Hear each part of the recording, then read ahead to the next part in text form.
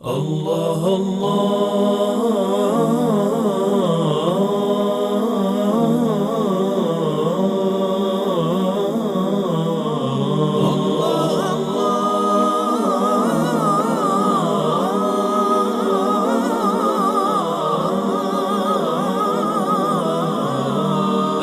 الشمس والقمر بحسبان والروض أينع بالريحان والطير. أعوذ بالله السميع العليم من الشيطان الرجيم. بسم الله الرحمن الرحيم وبه نستعين. صلى الله على سيدنا محمد وعلى آله الطيبين الطاهرين. رب اشرح لي صدري ويسر لي أمري واحلل عقدة من لساني يفقهوا قولي. اللهم كن لوليك الحجة بن الحسن صلواتك عليه وعلى آبائه في هذه الساعة وفي كل ساعة،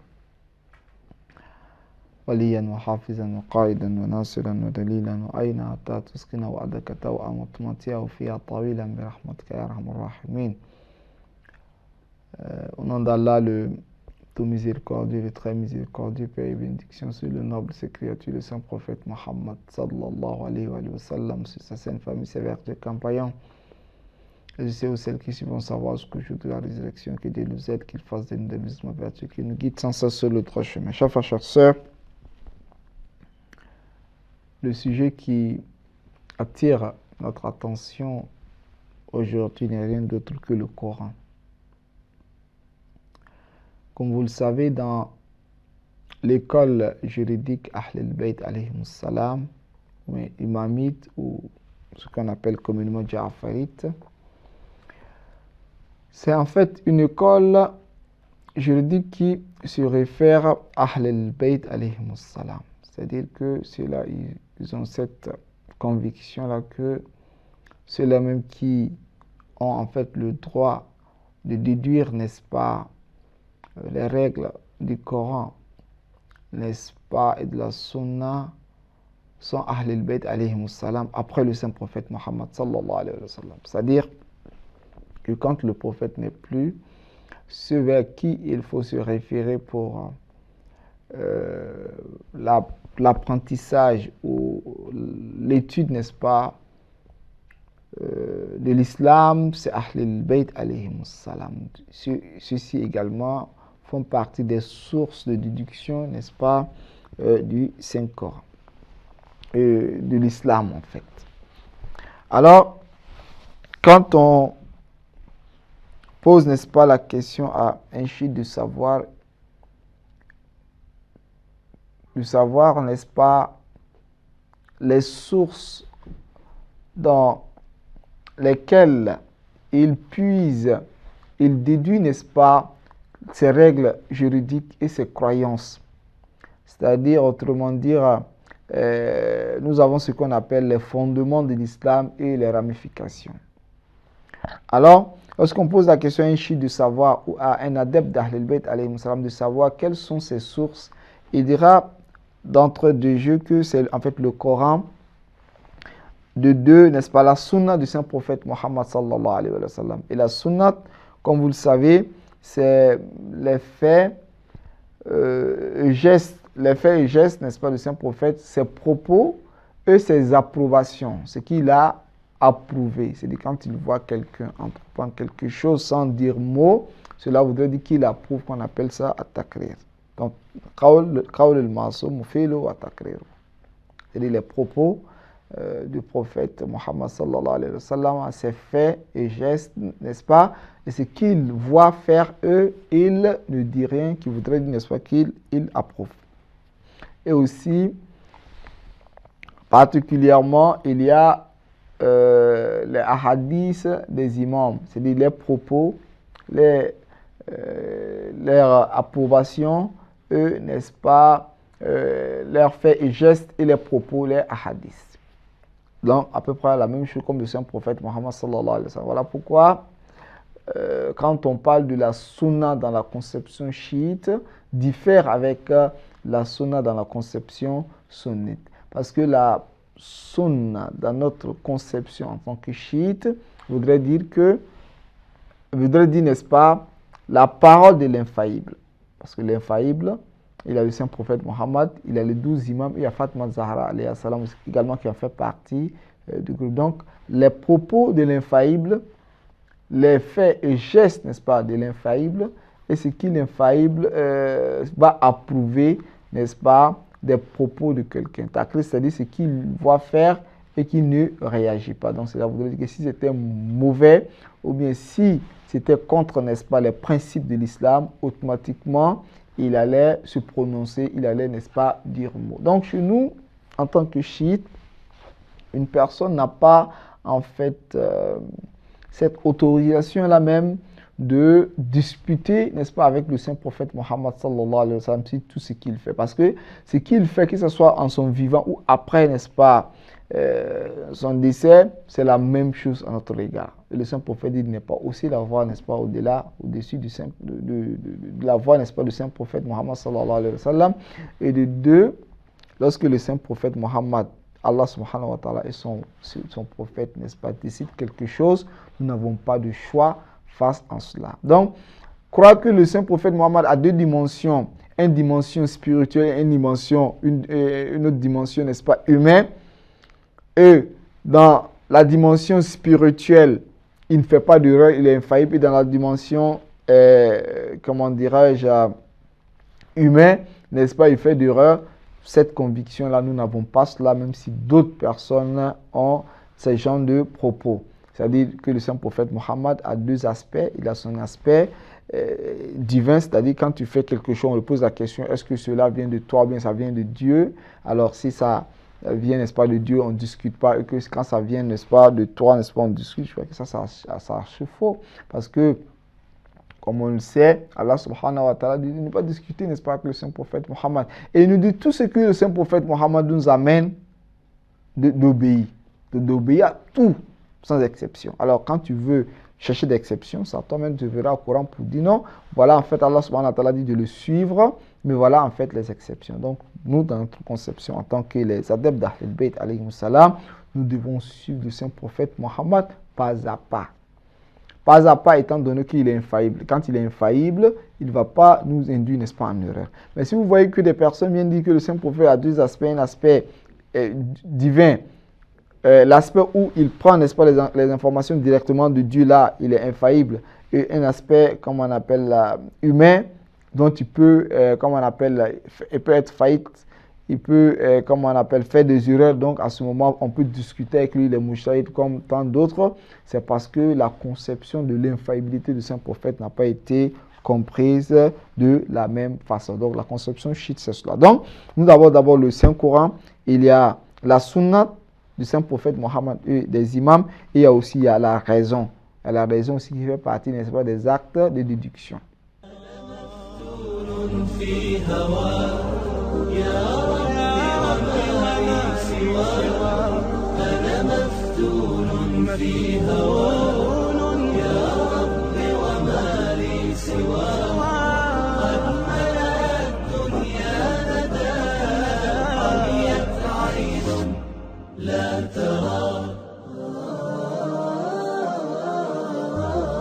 أنا لا أخشى ما دمت معي يا كهفي في يوم الفزع لا خبت وفي كفك سؤلي وبجودك يا ربي طمعي علقت بحبك آمالي وبآل البيت مضى جزعي فإليك هم أقرب باد ما بين البسمة والوجع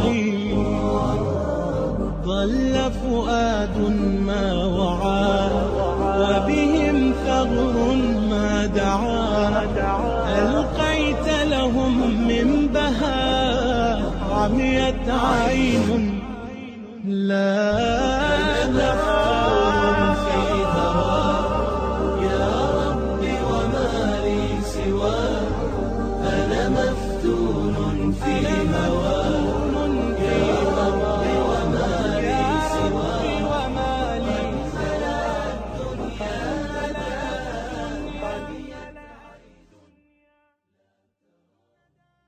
Donc, le musulman chiite, adepte d'Ahl al-Bayt alayhimus salam, dans la conception de Dieu, dans la recherche, n'est-ce pas, de la compréhension de l'existence d'Allah subhanahu wa ta'ala, à ce moment, il n'a pas besoin de suivre qui que ce soit. C'est, n'est-ce pas, de par sa raison lui-même. Oui, souvent les versets coraniques pourraient l'aider, comme les personnes aussi pourront le mettre, n'est-ce pas, sur la voie. Mais étant donné que celui-ci a accepté Dieu et a accepté également l'existence du saint prophète Mohammed sallallahu alayhi wa sallam, ou des prophètes et des imams, la nécessité de leur existence, à ce moment, il devrait les suivre pas à pas sans disputer. C'est-à-dire d'abord, on ne devrait pas dire que j'accepte Dieu parce qu'il était inscrit dans le Saint-Coran que Dieu existe. Alors, il faut me prouver d'abord que c'est les propos de Dieu. Alors, pour prouver que c'est les propos de Dieu, il faut montrer d'abord son existence, la nécessité de son existence d'abord. Après la nécessité de son existence, maintenant, on va aller à ses propos. À ces propos, on tombera, n'est-ce pas, sur l'existence des prophètes, la nécessité des prophètes, la nécessité, n'est-ce pas, des imams, ainsi de suite. Donc, le vif, n'est-ce pas, de notre sujet aujourd'hui, c'est, n'est-ce pas, la question du Coran qui est en fait le livre de Dieu. C'est-à-dire que nous, en parlant de cela, nous sommes tout à fait unanimes pour dire que nous sommes musulmans, nous sommes chiites ou nous sommes, n'est-ce pas, sunnites. Là, maintenant, nous croyons d'abord à l'existence de Dieu et nous croyons, n'est-ce pas, au livre. Maintenant, le problème qui se pose est que, est-ce que le livre que voici a été révélé, n'est-ce pas, comme il se doit, ça c'est un de deux, est-ce que le livre qui est en fait le Coran a été altéré ou non? Est-ce qu'il y a eu des tahrifat, n'est-ce pas, dans le Coran ou pas? Il y a eu en fait ce sujet-là, ces problématiques concernant, n'est-ce pas, le Saint-Coran. Alors, lorsque nous remontons, n'est-ce pas, au début, n'est-ce pas, du chiisme, c'est-à-dire les ulémas d'Ahl al-Bayt, alayhi salam, les imams, jusqu'à, n'est-ce pas, aux ulémas, n'est-ce pas, contemporains, nous constaterons qu'à chaque moment, ceux-ci ont essayé de prouver la non-altération, n'est-ce pas, du Saint-Coran. C'est-à-dire à chaque moment quand il y a des problématiques concernant l'altération et la modification du Saint-Coran, il se positionnait et montrait à chaque moment que la vision disant que le Saint-Coran, n'est-ce pas, a été altéré est archi faux. Et malgré tout cela, nous constatons que des personnes souvent mal intentionnées ou bien qui ne maîtrisent pas, n'est-ce pas, les sources de cette école-là, à chaque moment accusent les chiites, n'est-ce pas, de croire, n'est-ce pas, à l'altération du Saint-Coran, mais du fait qu'il y a, comment on appelle, il y a des changements ou bien des conversions ou, n'est-ce pas, des altérations dans le Saint-Coran. D'où cela tire sa source, ceci souvent se basant, n'est-ce pas, sur des hadiths dont le sens n'a pas été compris, parce que on prend, n'est-ce pas, un hadith comme ça, dont tu vois dans le sens premier, c'est comme si cela met en évidence, n'est-ce pas, une altération, n'est-ce pas, du Saint-Coran. Par contre, lorsque tu vas essayer d'analyser encore de mieux, n'est-ce pas, l'hadith, à la lumière de l'explication des imams, ou bien de l'explication même des grands savants, nous pourrons constater que ça ne met pas, n'est-ce pas, en évidence une altération, bien un changement ou une conversion, n'est-ce pas, dans le Saint-Coran. Mais ceux-ci font, n'est-ce pas, sous d'oreille et ne voient pas, n'est-ce pas, ces différentes interprétations, mais ils accusent à tort et à travers, n'est-ce pas, cette école-là de croire à l'altération. Oui, d'aucuns aussi pourront, ou il y a eu même d'aucuns parmi les savants chiites qui ont essayé de associer, n'est-ce pas, des hadiths qui mettent en évidence, n'est-ce pas, l'altération, n'est-ce pas, du Saint-Coran. Alors, est-ce que quand on veut comprendre la croyance d'une école bien donnée, on devrait se référer à l'ensemble des grands savants, à l'ensemble des piliers, ou bien il faut se référer à un tel ou à une telle personne? pour être franc ou pour être, comment dirais-je, sincère dans leurs recherches, on essaie de chercher à savoir, n'est-ce pas, ce qui dit la majorité et les grands savants, n'est-ce pas, concernant ce livre-là. Il ne faudra pas qu'on se base, n'est-ce pas, sur des exceptions pour vouloir, n'est-ce pas, ressortir une règle générale. Alors, permettez-moi de vous lire un hadith de l'imam al-Sadiq alayhi salam qui nous dit qu'Allah subhanahu wa ta'ala a fait descendre dans le Saint-Coran une explication à toute chose. Hatta wallahi ma taraka Allahu shay'an yahtaju ilayhi al-ibad. Allah subhanahu wa ta'ala n'a omis d'inscrire quelque chose dont l'être humain a besoin.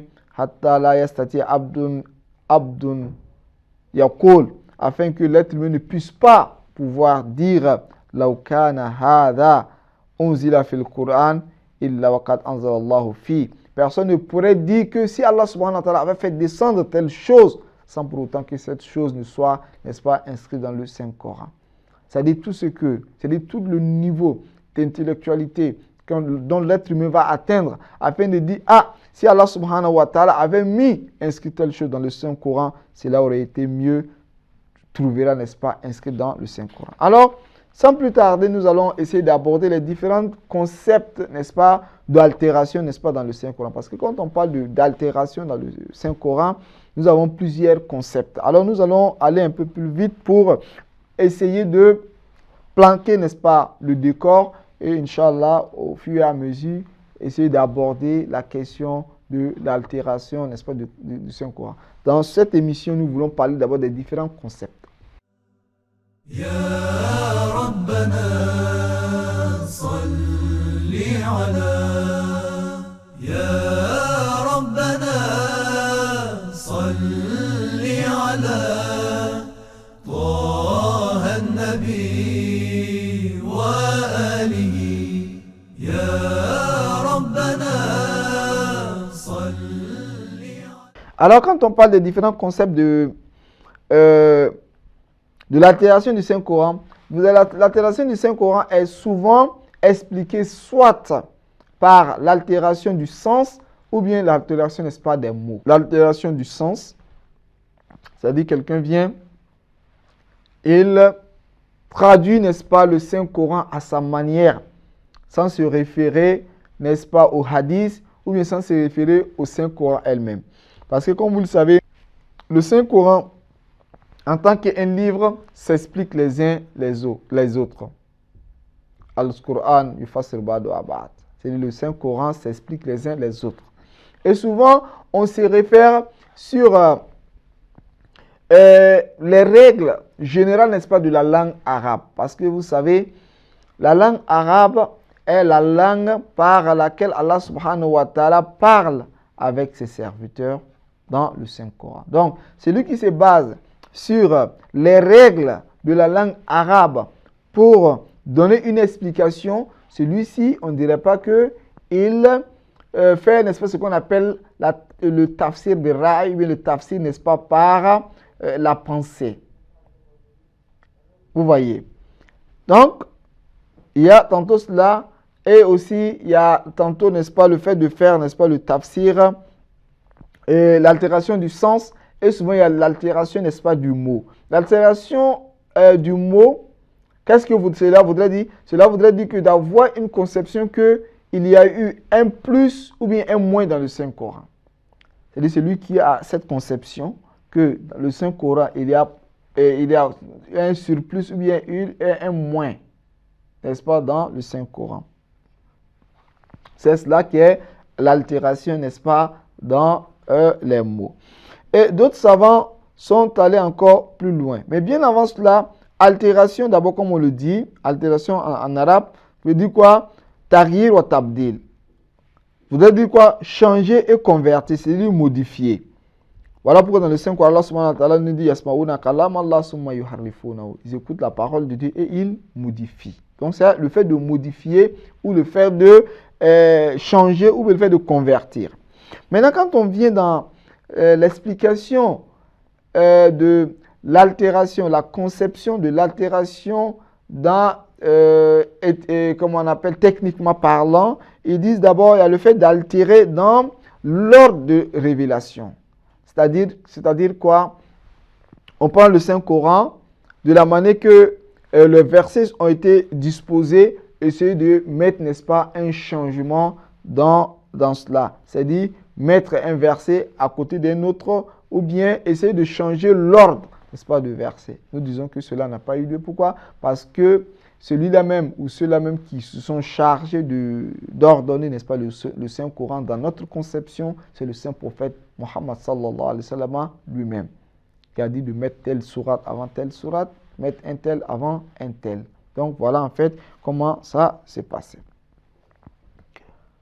Et aussi, deuxième, c'est ce qu'on appelle